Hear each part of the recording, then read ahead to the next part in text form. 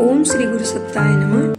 जन्म और मरण के सूतक के समय तथा स्त्रियों का रजो दर्शन के समय गायत्री साधना क्यों बंद रखनी चाहिए, इसके विषय में जानकारी के लिए हमारी पुस्तक गायत्री विषयक शंका समाधान लेखक पंडित श्री राम शर्मा आचार्य द्वारा लिखित पुस्तक का यह ऑडियो अवश्य सुने। शीर्षक अशौच में प्रतिबंध। जन्म और मरण का सूतक तथा स्त्रियों का रजो दर्शन होने की अवधि को अस्पर्श जैसी स्थिति का माना जाता है। उन दिनों गायत्री उपासना भी बंद रखने के लिए कहा जाता है। इसके औचित्य अनौचित्य का विश्लेषण करने से पूर्व यह जान लेना चाहिए कि सूतक एवं रजो दर्शन के समय संबंधित व्यक्ति के पृथक रखने का कारण उत्पन्न हुई अशुद्धि की छूत से अन्यों को बचाना है। साथ ही इन अव्यवस्थाओं के दिनों में उन्हें शारीरिक मानसिक श्रम से बचाना भी है। यह सभी बातें विशुद्ध रूप से स्वच्छता नियमों के अंतर्गत आती है। अस्तु प्रतिबंध भी उसी स्तर के होने चाहिए जिससे अशुद्धता का विस्तार न होने पाए। विपन्न स्थितियों में फंसे हुए व्यक्तियों पर यथासंभव शारीरिक मानसिक दबाव कम करना इन प्रतिबंधों का मूलभूत उद्देश्य है। भावनात्मक उपासना क्रम इन अशुद्धियों के दिनों में भी जारी रखा जा सकता है। विपन्नता की स्थिति में ईश्वर शरणागति उसकी उपासना समीपता हर दृष्टि से उत्तम है।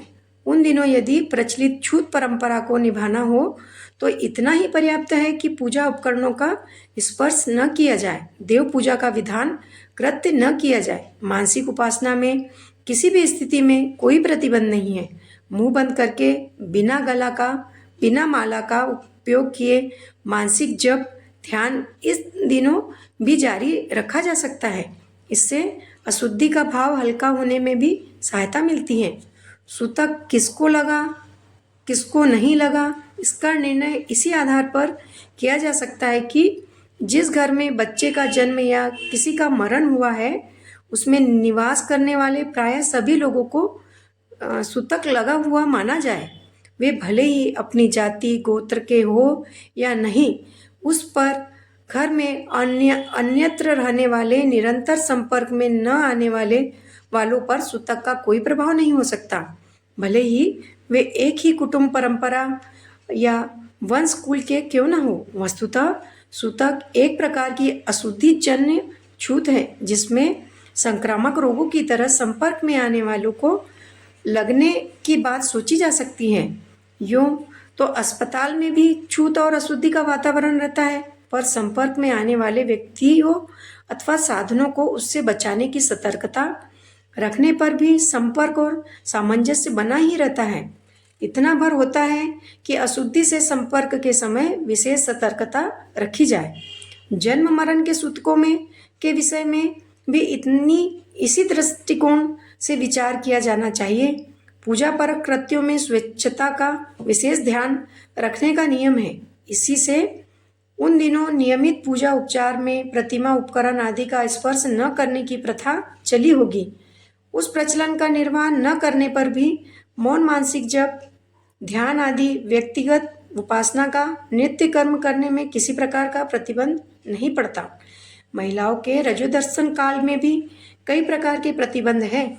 वे अछूत की तरह रहती है, भोजन आदि नहीं पकाती, उपासना गृह में भी नहीं जाती। इसका कारण मात्र अशुद्धि ही नहीं, यह भी है कि उन दिनों उन पर कठोर श्रम का दबाव न पड़े, अधिक विश्राम मिले।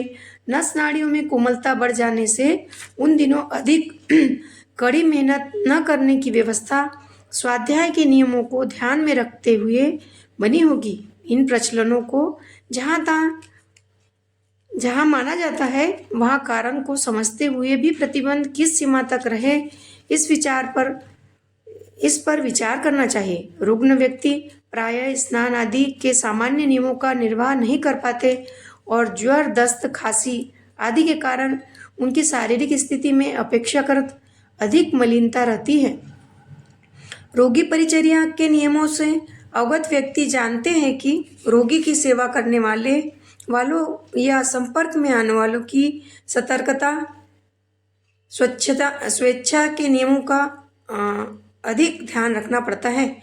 रोगी को भी दौड़ धूप से बचने और विश्राम करने की सुविधा दी जाती है।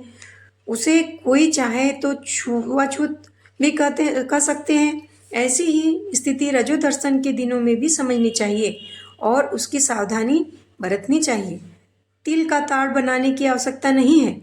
कारण और निवारण का बुद्धि संगत तालमेल विवेक पूर्वक बिठाने में ही औचित्य है। शरीर के कतिपय अंग द्रवमल विसर्जन करते रहते हैं। पसीना, मूत्र, नाक, आँख आदि के छिद्रों से निकलने वाले द्रव भी प्रायः उसी तरह स्तर के है जैसा कि ऋतुस्राव। चोट लगने पर भी रक्त निकलता रहता है। फोड़े फूटने आदि से भी प्रायः वैसी स्थिति होती है। इन अवसरों पर स्वच्छता के आवश्यक नियमों का ध्यान रखा जाना चाहिए। बात का बतंगड़ बना देना अनावश्यक है।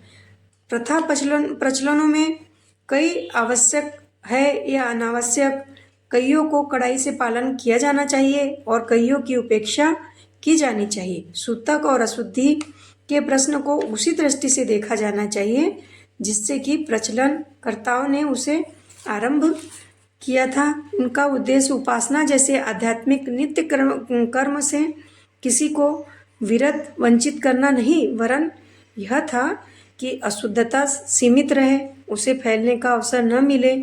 आज भी जहाँ अशौच का वातावरण है वही सूतक माना जाए और शरीर से किए जाने वाले कृत्य पर ही कोई रोकथाम की जाए। मन से उपासना करने पर तो कोई स्थिति बाधक नहीं हो सकती, इसलिए नित्य की उपासना मानसिक रूप से जारी रखी जा सकती है। पूजा उपकरणों का स्पर्श न करना हो तो भी